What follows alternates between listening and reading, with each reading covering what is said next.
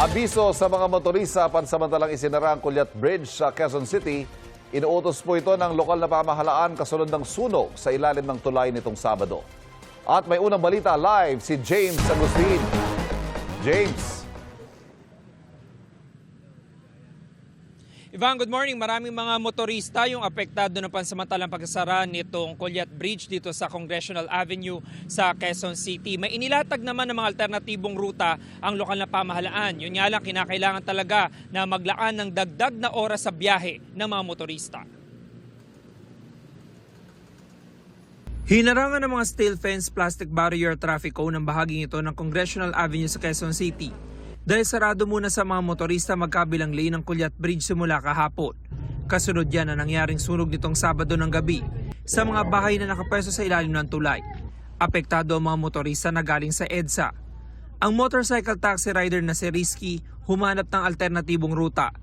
Malaking abala, layo na ito eh. Malapit lang sana eh. Hindi naman alam ng food delivery rider na si Cyril na sarado ang tulay. Medyo abala po kasi yung daanan ko sarado. Malayo pa po yung ikutan ko. Nakabantay ang mga pulis ng QCPD Station 15 malapit sa tulay para masigurong walang makakadaang motorista. Apektado rin maging mga motorista na galing sa Mindanao Avenue Extension. Mga steel fence ang sasalubong sa kanila papalapit sa tulay. Marami ang nag-U-turn na lang. Laki oras lang minahabol doon anong oras na. Kaya kailangan launa, nandun na kami sa Commonwealth Market. Layo talaga, hindi ko alam kabisado yung daan dito eh. Dagdag gasto sa gasolina para sa mga tricycle driver na malayo ang iniikutan makapaghatid lang ng mga pasahero. Haba na ikutan namin, tapos dagdag traffic pa kasi yung papunta na diretso dapat doon, babalik pa doon, papasok sa Ilocos Norte masikip na, marami pa mga double parking. Medyo naapektuhan talaga kasi yung gasolina namin, imbis nakakatipid kami dito, mababawasan kasi malayo na yung ikot namin. Ayon sa Quezon City Government, asahan na ng mga motorista ang pagbagal ng daloy ng trapiko sa lugar. Naglabas sila ng mga alternatibong ruta. Kahapon ipinag-utos si Mayor Joy Belmonte ang pansamantalang pagsasara ng tulay para ma-inspeksyon ito at matiyak na ligtas sa daanan ng mga motorista. Nagsagawa ng clearing operations ang QC Department of Engineering at hinakot ang mga naiwang debris mula sa sunog. Ang Department of Public Works and Highways nagkaroon na ng technical assessment.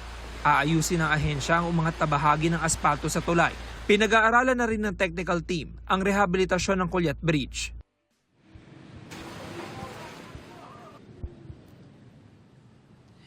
Ivan, samantala ito nakikita nyo, ito yung mga motorista na galing sa EDSA na kumanan dito sa bahagi ng Congressional Avenue. Kapag dating po dito sa mismong kanto ng Congressional at Cagayan Street, kinakailangan na nila kumanan dito. Mga inner roads na po yung dadaanan bago sila makabalik dito sa Congressional Avenue o di kaya mo po tumagos sa Mindanao Avenue Extension. Ngayong umaga nakita natin, di lamang mga motorista apektado, may mga papasok sa kanilang trabaho, di kaya mas eskwelahan na napipilitang maglakad dito sa Congressional Avenue dahil mahaba-haba itong stretch na ito ng tulay na saradong simula pa kahapon. Kaya abiso sa mga kapuso natin, kung maiiwasan po nila itong area na ito, iwasan na muna para po hindi kayo maabala. Yung malilitas mula po rito sa Quezon City, James Agustin, GMA News. James, ang tanong siguro ng mga motorista, hanggang kailan sarado yung Kulyat Bridge?